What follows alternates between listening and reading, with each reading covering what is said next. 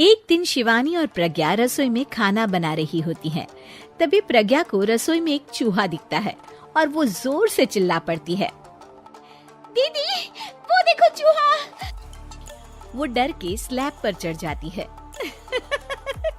अरे चूहा ही तो है, तू तो ऐसे डर रही है जैसे तूने कोई भूत देख लिया हो।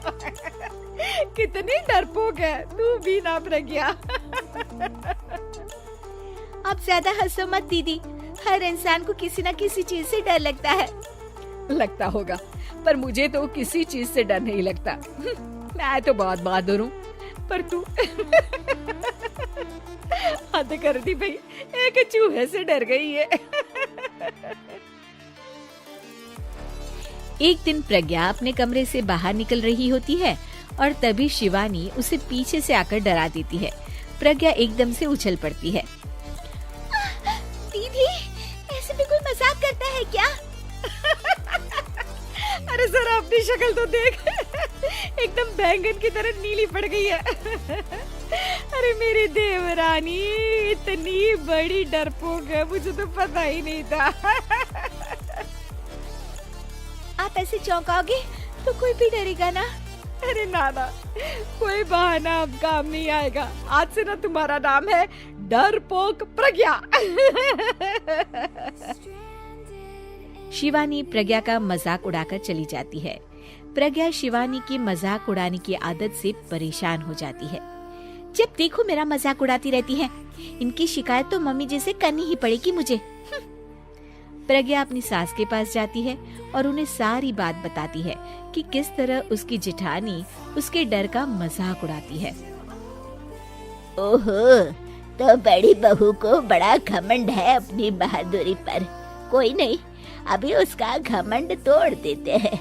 मेरे पास एक तरकीब है छोटी बहू, एक काम कर तू। प्रज्ञा की सास उसे अपनी जेठानी को डराने का प्लान बताती है।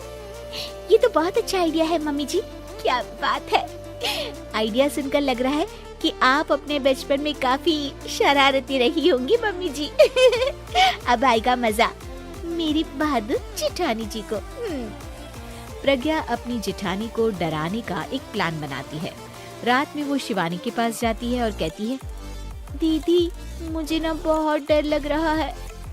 क्या हुआ मेरी डरपोक देवरानी? दीदी मैं छत पर गई ना तो मुझे ऐसा लगा कि कोई वहाँ है। ऐसा लगा जैसे मुझे कोई वहाँ देख रहा था, जैसे कोई साया। अरे क्या बक रही हो, तेरा वहम होगा। नहीं नहीं दीदी, आप चलो ना प्लीज मेरे साथ, मुझे तो बहुत डर लग रहा है। मेरी एक साड़ी सूख रही थी, वही लानी है। प्लीज आप चलिए ना ऊपर मेरे साथ। ओफो, चल। प्रज्ञा शिवानी को बहाने से छत पर ले जाती है और वो उसके पीछे चल रही होती है। ले आ गए हम छत पर। कहाँ है भूत, दिखा, कहीं तो है नहीं। तभी प्रज्ञा चुपके से सीढ़ियों पर छुप जाती है और शिवानी छत पर अकेली रह जाती है। अरे प्रज्ञा कहाँ चली गई? प्रज्ञा एकदम से सीढ़ियों का दरवाजा बंद कर देती है। अब शिवानी को डर लगने लगता है। मैं नीचे चली जाती हूँ। लगता है प्रज्ञा भी नीचे ही चली गई है। तभी उसके सामने एक खुले बाल सफेद साड़ी में औरत खड़ी होती है। शिवानी उस औरत को देखकर डर जाती है। हाल तू जलाल तू आई बला को टाल तू, हाल तू जलाल तू आई बला को टाल तू।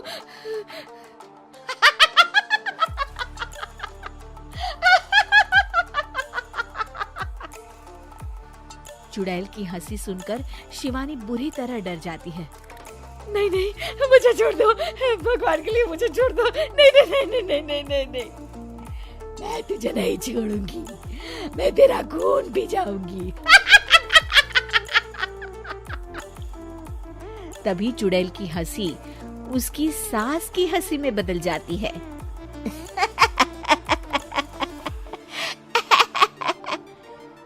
मम्मी जी, ये तो मम्मी जी की आवाज है। शिवानी आंख खोलती है तो सामने उसकी सास चुड़ैल का मेकअप करके खड़ी होती है और प्रज्ञा और उसकी सास जोर जोर से हंस रहे होते हैं।